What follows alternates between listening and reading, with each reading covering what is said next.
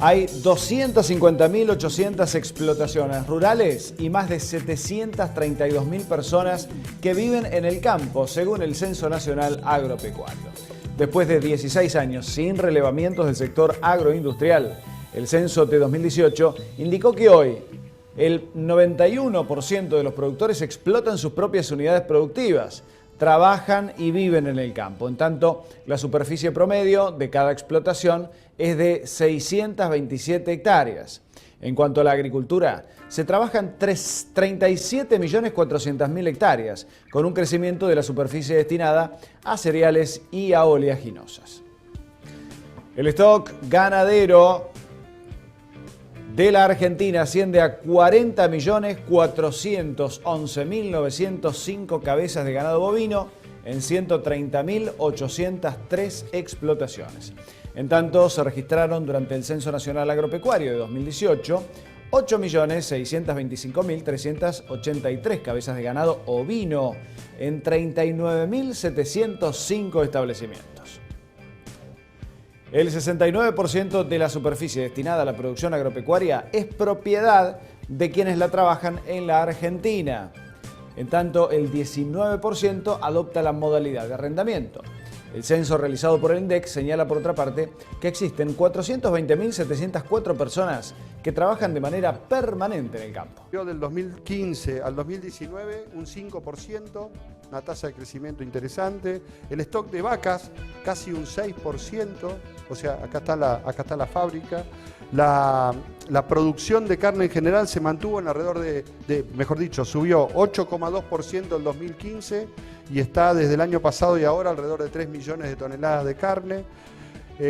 Bueno, la exportación ya les dije, el consumo sí bajó, con una característica, bajó de casi 58 a 51. Me dijeron que el mes de octubre, que en octubre vamos a percibir una suba mayor todavía del consumo interno. La característica está que subió mucho el pollo, 47 kilos por habitante por año, que es una cifra interesante, y también la carne de cerdo. Vemos ahí, no sé si lo han conversado en este seminario, un cambio también en los hábitos de consumo, ¿no? Que bienvenido. También estamos promoviendo el consumo de carne de cordero, que es una carne espectacular, pero en la medida que tengamos cada vez más oferta, mejor para todos, porque el consumidor puede variar y nosotros también podemos pensar en desarrollar las diferentes carnes. La alimentación tiene que ser el pasto. Y el pasto más barato que podemos lograr es con pasturas. ¿Por qué? Porque si bien son costosas, una vez que logramos las pasturas y las tenemos en producción, esa amortización de la pastura se hace en el primer año. En el primer año de aprovechamiento ya podemos tener excelentes ganancias y eso me permite que lo podamos recuperar al tiempo esa inversión y de esa manera todo lo que venga después va a ser ganancia para el bolsillo o para hacer otro tipo de negocio dentro del campo. Consideramos que la base de la alimentación es la pastura y por eso hacemos hincapié en estas cuestiones básicas de manejo. Es entender cómo funciona el negocio ganadero y en ese sentido tiene muchas particularidades el negocio, no es estacional y no es de promedios, necesita ventajas competitivas para hacerlo.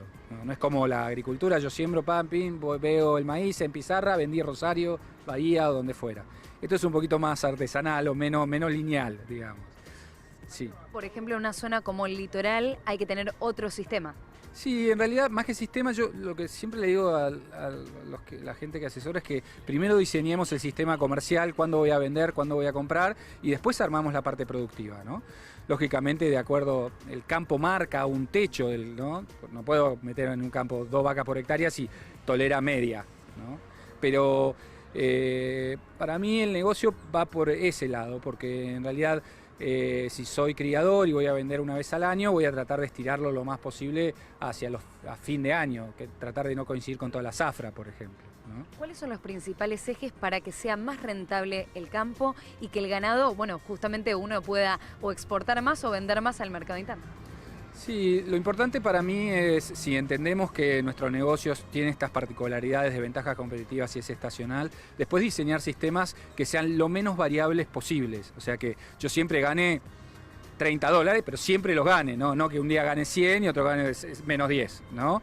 Y en ese sentido uno depende en qué tipo de producción esté parado uno, si es cría, si es ciclo completo, o si es feedlot o invernada, tiene distintos parámetros productivos para poder ejecutar lo mejor posible el negocio.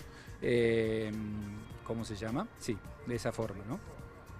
Se habla de mejorar la calidad, pero a mayor calidad, más inversión. ¿Y esto cómo se ve reflejado a la hora de la ganancia del productor?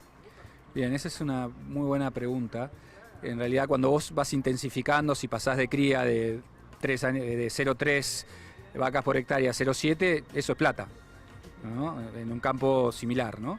Si vas a ciclo completo y decís, bueno, a un ciclo completo con menos carga de vacas de 0,5 y quiero pasar a una vaca por hectárea y tener esa producción, tengo que meter corrales, ¿verdad? Y cada vez voy invirtiendo más plata. Lo importante para mí es que en momentos como estos, o donde uno, o sea, el futuro no es demasiado cierto, bueno, estar apretado y controlar los costos, ¿verdad? Estar bien apretado, estar cerradito, seguir el plan que uno tiene, pero controlando los costos, ¿verdad?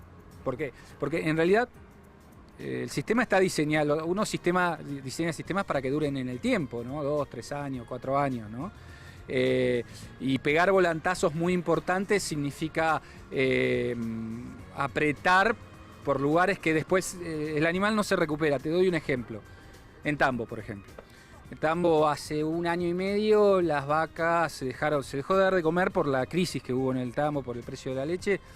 Recién hoy se están viendo producciones acordes como las que venían antes cuando se suplementaba. Lo mismo pasa con las vacas. Si yo diseño un sistema para hacer destetar a 160 kilos y ¿cómo se llama? Y lo exijo al sistema y lo quiero destetar de 200, lo más probable es que no preñe la vaca. ¿Entendés? Entonces, observar las partes técnicas, pero cuidar mucho los costos. También se habla de la necesidad de financiamiento, pero a su vez las tasas de interés son muy altas. Hoy, un productor, ¿es conveniente que acceda a un préstamo para invertir o es mejor que se mantenga en la producción que está teniendo actualmente? No, hoy es muy difícil. Uno usa la tasa de interés del banco para comparar la plata que invirtió y eso hoy no hay forma. No hay forma de ganarle al banco. Pero bueno, las cosas se van dando y se van abriendo. Yo creo que lo importante es estar atentos. Yo creo que también importante es fijarse mucho en los costos comerciales, fletes, si compro algunos insumos, comisiones, ¿no? Eso es importante también, ¿no? Y estar lo más atento posible porque en algún momento la cosa cambia y empieza a funcionar otra vez, ¿no? Eso es así. Bueno, por último, consultarte en un momento donde muchos apuntan a la ganadería, ¿cuáles serían las principales recomendaciones a tener? Bueno, depende de qué tipo de producción esté encarando, ¿no? Si estamos hablando de cría, lo más importante para mí es armar sistemas donde la carga no sea negociable. O sea, yo tengo una carga para destetar con 160 kilos, porque la cría se arma en lugares marginales, no son promedios, ¿no? Es muy difícil agarrar un promedio y decir, pero lo que generalmente hago es se arma la carga de cría y después con un destete de 160 kilos. Si el año viene muy malo, se desteta precoz. Si el año viene bueno, se desteta más pesado, ¿verdad? Pero no andar moviendo las vacas, ir corriendo las vacas a comer los rastrojos de maíz, que es lo que habitualmente pasa, ¿no? Eso en términos de cría. En términos de ciclo completo son sistemas un poco más estables en términos de margen bruto, y lo que sí le diría ahí es que es el sistema perfecto porque tiene muchos zafes en realidad. Cuando puedes vender los terneros al destete, si no te gustó, puedes vender los terneros cuando los recriaste, si no te gustó, o los puedes vender terminados en un corral, ¿verdad? Entonces es un sistema que funciona utilizando las lomas. Perdón. Por último, el feedlot es comprar y vender bien. Sobre todo, comprar bien.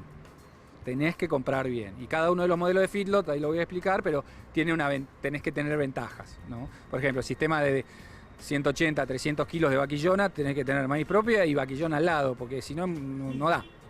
¿Entendés? Y después, en términos de cuando uno hace pastorear, en los pastoreos, ahí observar bien cuándo tengo que utilizar el corral. Y utilizar el corral como si fuera una parcela más, ¿verdad? O sea, me quedé sin pasto, voy al corral. Tengo pasto, vuelvo al